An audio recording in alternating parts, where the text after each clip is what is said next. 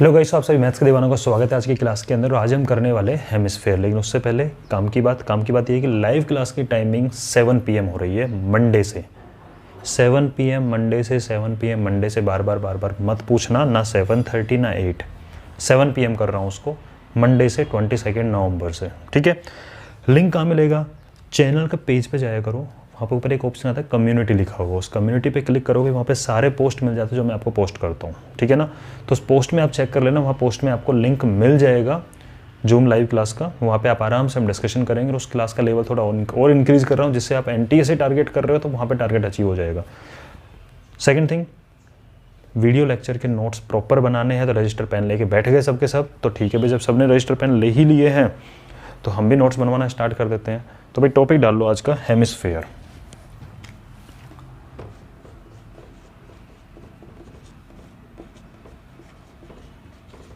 तो मेरा लिखने का मन नहीं करता यार।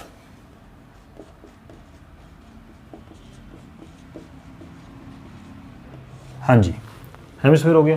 ठीक है सर, मीनिंग क्या होता है हेमिस्फेयर का? मीनिंग होता है भाई, ये आधा और ये स्फेयर, तो ये हो जाता है एक तरीके से हाफ स्फेयर। ठीक है, क्या होता है ये? हाफ स्फेयर होता है। सर स्फेयर कितने टाइप के होते हैं? तो उसी के अकॉर्डिंग पता लगेगा हेमिस्फेयर कितने टाइप के होंगे। तो भाई स्फेयर 2 टाइप के होते हैं, क्योंकि आपने 2 टाइप की बॉल देखी होंगी। कौन कौन सी बॉल देखी है? एक बॉल तो वो होती है जो सॉलिड होती है पूरी। कौन सी? रबड़ की बॉल आती थी, अंदर से भरी हुई होती है।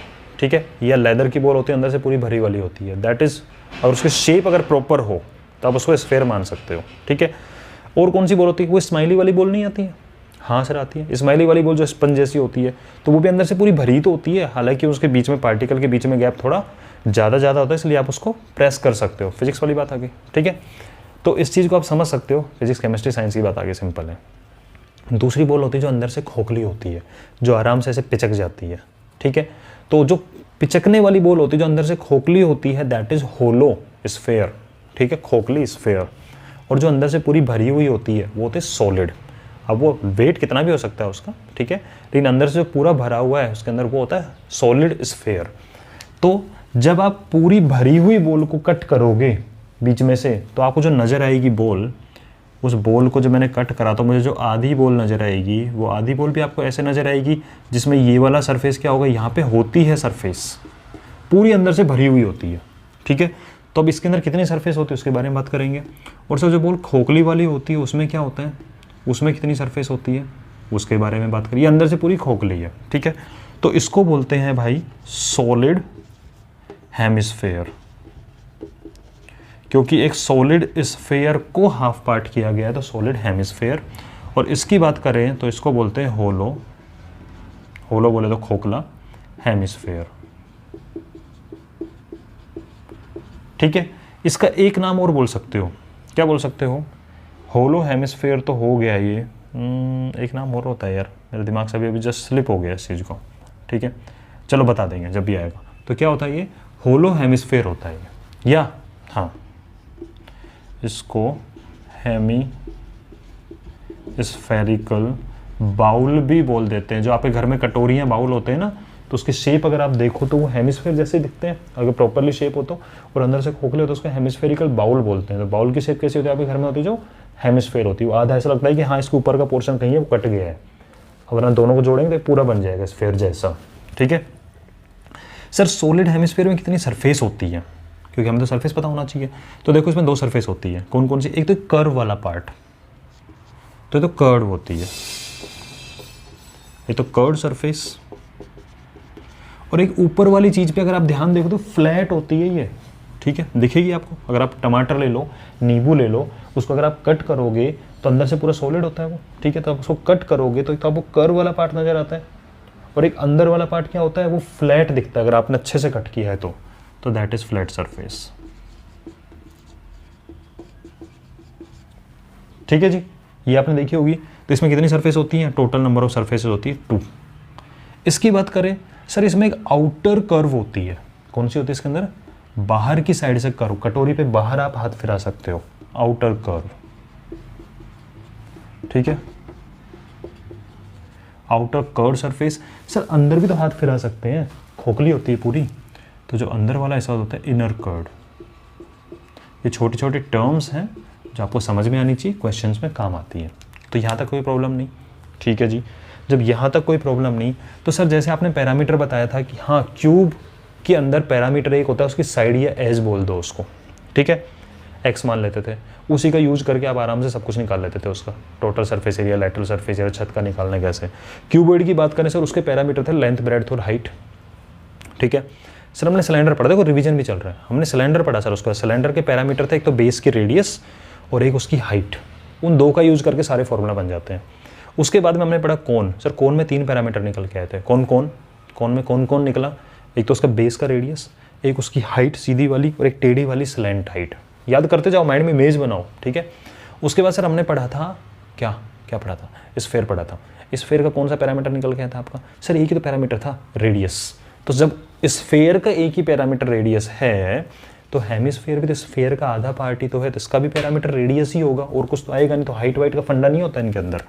सर इसकी रेडियस कहाँ होती है, तो अगर ये सेंटर पॉइंट्स को अगर आप यहाँ मिला दो तो ये रेडियस देखिए सर्किल ही तो है ये। अच्छा एक चीज़ और है, इसकी जो फ्लैट सरफेस होती है, अगर नींबू की फ्लैट सरफेस देखो, टमाटर की फ्लैट सरफेस देखो, ऑरेंज की फ्लैट सरफेस देखो, बॉल को कट करके फ्लैट सरफेस देखोगे, तो फ्लैट सरफेस की शक्ल आपको क्या सर्किल नज़र नहीं आएगी?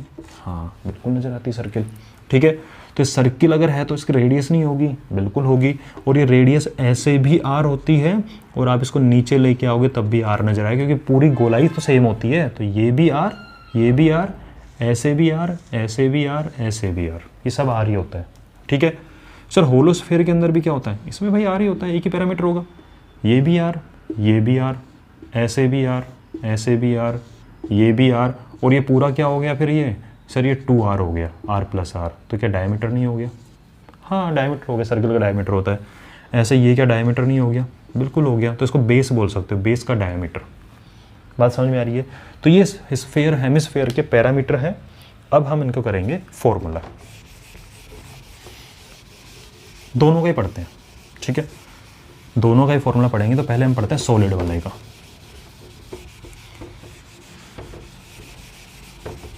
चलो भाई दोबारा डायग्राम बनाओ तुम लोग भी साथ साथ। तो पहला टॉपिक डाल लो सॉलिड हेमिस्फीयर। वापस शक्ल बनाएंगे। इसको ऐसे कर रहा हूं जैसे आपको समझ में आए कि हाँ सॉलिड है तो ये सरफेस कैसी है, फ्लैट है। हमने अब तक जितने फॉर्मूला बनाए थे हमने उसके अलग अलग सरफेसेस को देख के बनाया था। जैसे अगर हम बात करें क्यूब, क्यूबॉइड, उनके अलग अलग सरफेस के फॉर्मूला सबको ऐड कर दिया था, हर सरफेस का एरिया निकाला था, सबको ऐड किया था।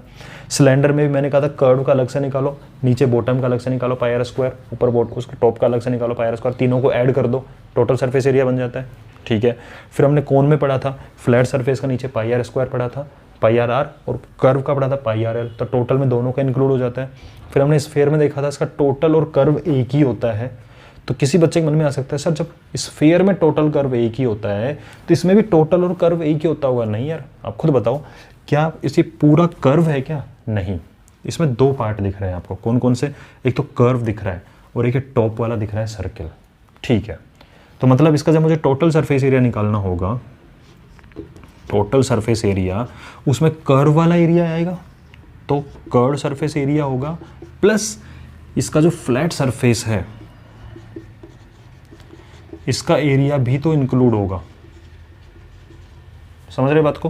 तो इसकी जो टोटल सरफेस एरिया निकलेगा उसमें दो पार्ट होंगे, एक तो इसका कर्व वाला पार्ट, एक प्लस फ्लैट।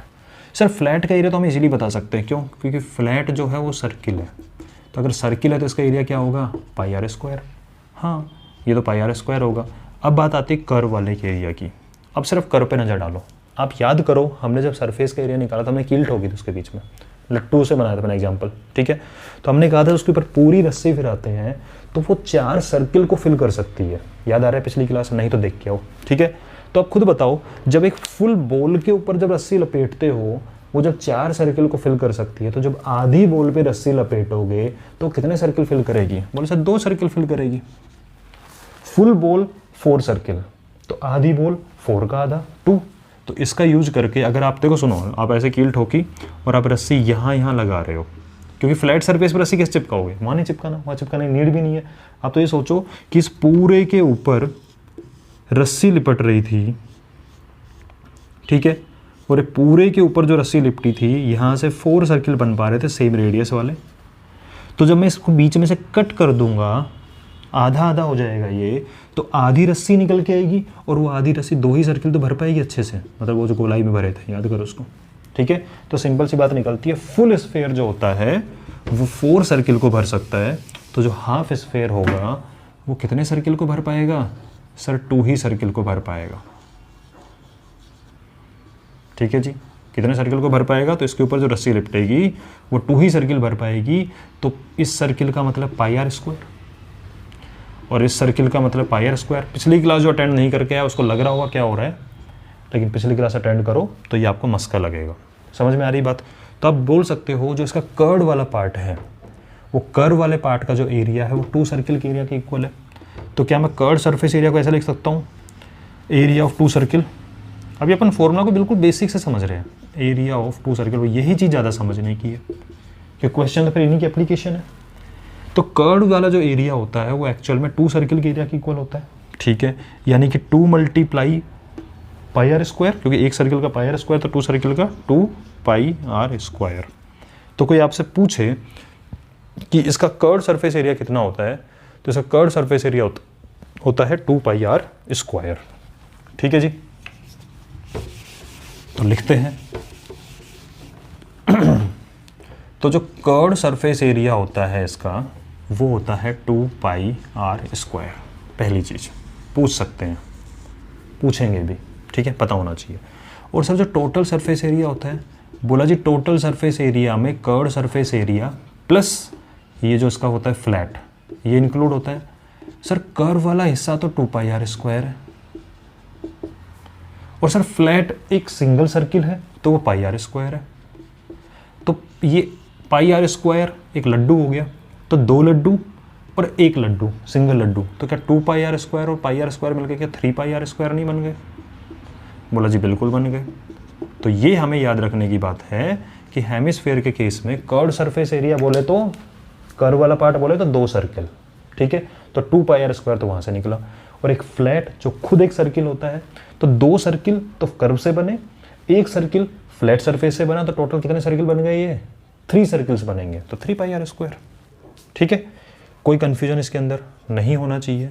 है तो थोड़ी देर के लिए पेशेंस रखो, अपने उस डाउट को मन में फुदकने दो, आगे टॉपिक समझते चलो और धीरे धीरे करके जब रिवाइज करोगे निकल जाएगा। फिर भी प्रॉब्लम आती है तो लाइव क्लास मिलेगी अभी मंडे से, ठीक है, 1-2 दिन तो नहीं मिल पाएगी आपको, मंडे से मिलेगी। थोड़ा सा काम है मुझे, उसका मंडे से चालू करेंगे और इन सारी चीज़ों को कवर अप करेंगे वहाँ पे। ठीक है सर, ये तो सॉलिड की बात हो गई, होलो की बात बताओ। तो डालो नेक्स्ट टॉपिक, होलो हेमिस्फीयर। सर होलो हेमिस्फीयर का टोटल सरफेस एरिया क्या होता है? ठीक है, तो होलो हेमिस्फीयर में कैसे कैसे एरिया की बात पूछेगा आपसे, वो हम बात कर लेते हैं। पहला question, outer curve surface area, क्योंकि यहाँ पे आउटर और इनर 2 चीजें हो गई। तो आउटर कर्व सरफेस एरिया क्या होगा? सर जो बाहर रस्सी लपेटी, ठीक है, वो 2 सर्किल को फिल कर रही थी, तो कर्व सरफेस एरिया में कोई दिक्कत ही नहीं है, तो 2 सर्किल बोले तो 2 पाई आर स्क्वायर। कोई पूछे बताओ इनर कर्व सरफेस एरिया, तो अगर थिकनेस नहीं माने इसकी, मतलब ये जो बिल्कुल जो है ना जैसे बना हुआ है, आपकी कटोरी बनी हुई है बिल्कुल पतले मटेरियल से बनी हुई है, तो जितना बाहर पेंट होगा लगभग सेम अंदर होगा। तो अगर इसकी थिकनेस को एक्सक्लूड कर दें, ठीक है, inner curve surface area, if thickness is excluded, तब तो ये किसके इक्वल होगा? आउटर वाले के इक्वल होगा।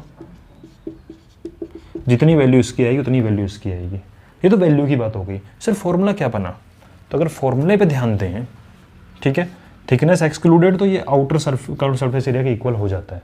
लेकिन अगर आपने थिकनेस को एक्सक्लूड नहीं किया या कर भी दिया, तब भी हमें सिर्फ फॉर्मूला पे ध्यान देना है। किस पे ध्यान देना है? फॉर्मूला पे। तो आप अगर फॉर्मूला पे देखो तो अंदर भी आपको हेमिस्फीयर ही तो नजर आ रहा है, बाहर से भी हेमिस्फीयर, अंदर से भी हेमिस्फीयर। तो इसका फॉर्मूला इसका भी क्या बनेगा? हेमिस्फीयर का अपन को पता है कर्व वाले पार्ट का एरिया कितना होता है, जितना बाहर का। क्या इसमें से 2 रस्सी लपेटो बाहर से अंदर से, ठीक है, 2 सर्किल, तो ये भी क्या होता है? 2 पाई आर स्क्वायर।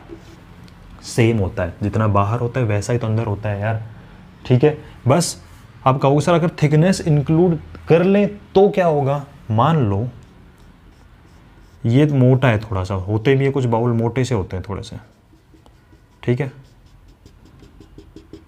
इसकी कुछ मोटाई दे दी आपको, यानी सर जो बाहर से है ना और अंदर की मोटा, बीच में अगर अपन पकड़ते हैं ना थोड़ा सा अपन को फील होता है कि हाँ थोड़ा मोटा है ये, देखी होगी आपने ये वाली चीज़, थोड़े मोटे मोटे से होते हैं, बने होते हैं, ठीक है, यानी आपको ऐसा नज़र आएगा, अगर आप इसको ऊपर से देखोगे तो कुछ आपको ऐसा नज़र आएगा ये, ठीक है जी। तो इस केस में सर हमें बताओ आउटर कितना होगा और इनर कितना होगा।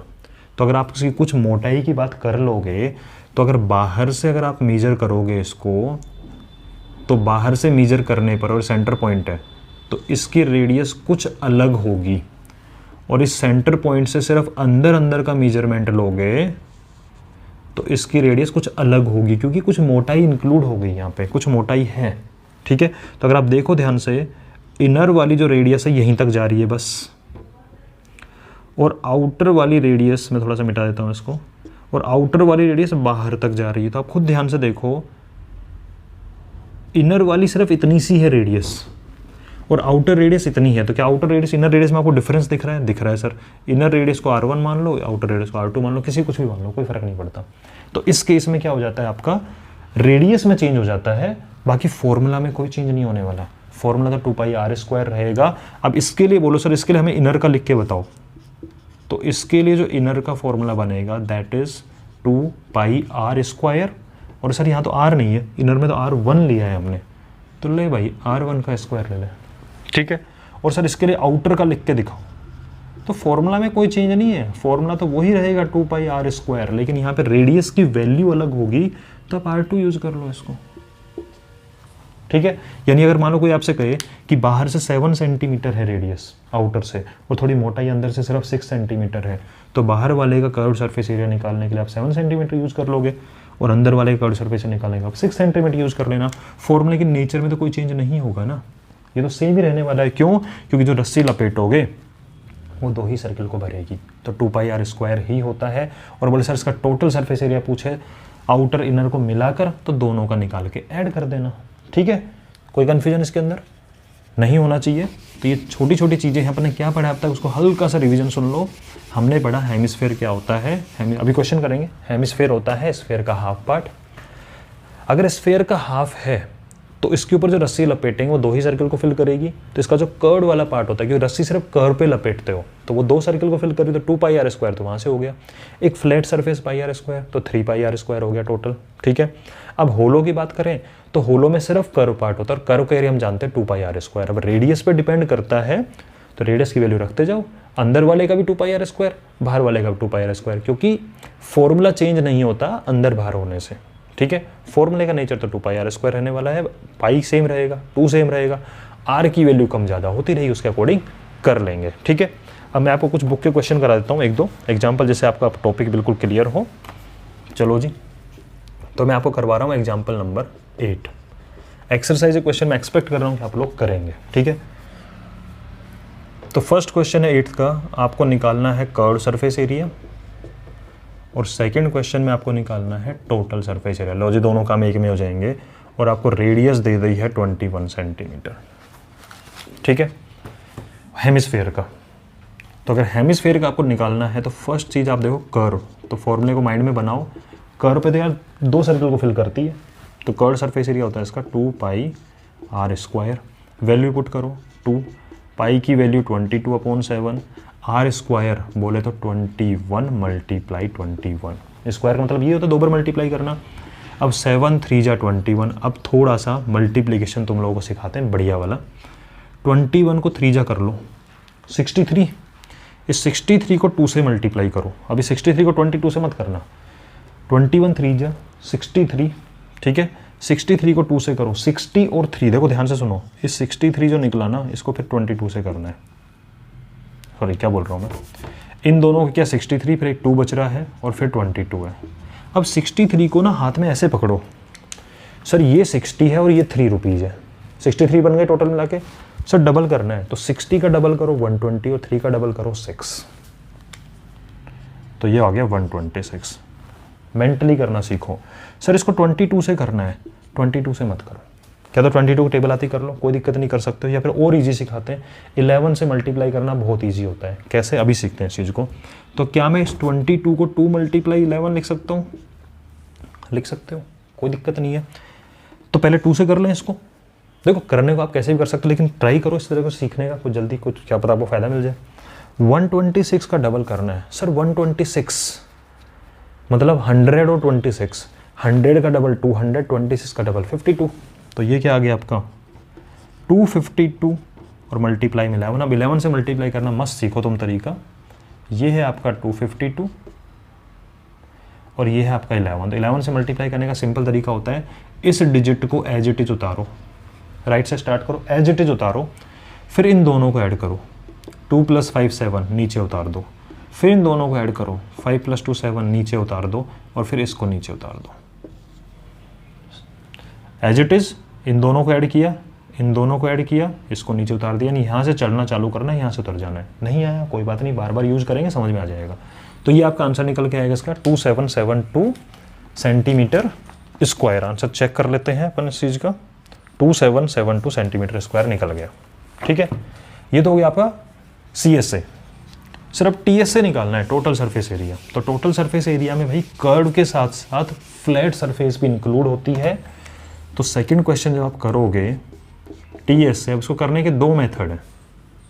पहला, आपको पता है आपका CSA ऑलरेडी निकल चुका है, तो आप एक काम करो ना, TSA में करो CSA प्लस फ्लैट πr²। जब इसकी वैल्यू आपको ऑलरेडी पता है तो मत निकालो बार बार, रहने दो इसको, ये इसको अभी लिखो भी मत। ठीक है, तो आप एक काम करो, जो TSA निकाल रहे हो तो इसको लिखो CSA प्लस फ्लैट सरफेस। तो पहले फ्लैट सरफेस का एरिया निकालो, फ्लैट सरफेस एरिया लिख देना इसको, flat surface area that is πr²। पाई बोले तो 22/7, r² बोले तो 21 × 21, 7 3 जा 21 3 जा 63, इसमें से 2 ले लिया तो 263 से मल्टीप्लाई हो जाएगा। लिखना नहीं है, बार बार मेंटली करते हैं इन चीज़ों को। तो ये 126, और जब 126 को 11 से मल्टीप्लाई करना है तो 6 एज इट इज़, 6 और 2 को ऐड किया 8, 2 1 ऐड किया 3, और फिर 1 एज इट इज़। ये आ गया, ये है आपका सिर्फ फ्लैट वाला एरिया। तो आज आपको फ्लैट पता है, आपको कर्व पता है, तो जब TSA निकालोगे तो TSA के लिए इन दोनों को ऐड कर दो। भाई कर्व वाला एरिया प्लस फ्लैट वाला एरिया, यही तो होता है। तो मैं आपकी मेहनत बचा रहा हूँ, जो आप ऑलरेडी निकाल चुके हो उसकी वैल्यू, तो दोबारा क्यों फालतू में आपको पूरा निकालना। तो आप इसके अंदर ऐड कर सकते हो 8 5 11 का 1 2 4 4 1 5 8।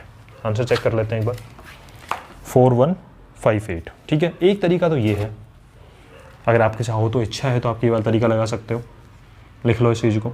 ठीक है सर, दूसरा मेथड डायरेक्ट फॉर्मूला लगा लो भाई TSA के लिए भी। आप लिख लो TSA के लिए कि TSA होता है 3πr²। इसमें 3 की वैल्यू रखो, पाई की वैल्यू रखो 22/7, r की वैल्यू रख लो 21 × 21। यहाँ से आप सोल्व कर सकते हो, इससे डायरेक्टली निकल के आ जाएगा। ठीक है, तो जो पसंद है वो कर लेना। तो ये हेमिस्फीयर का कंसेप्ट याद रखना।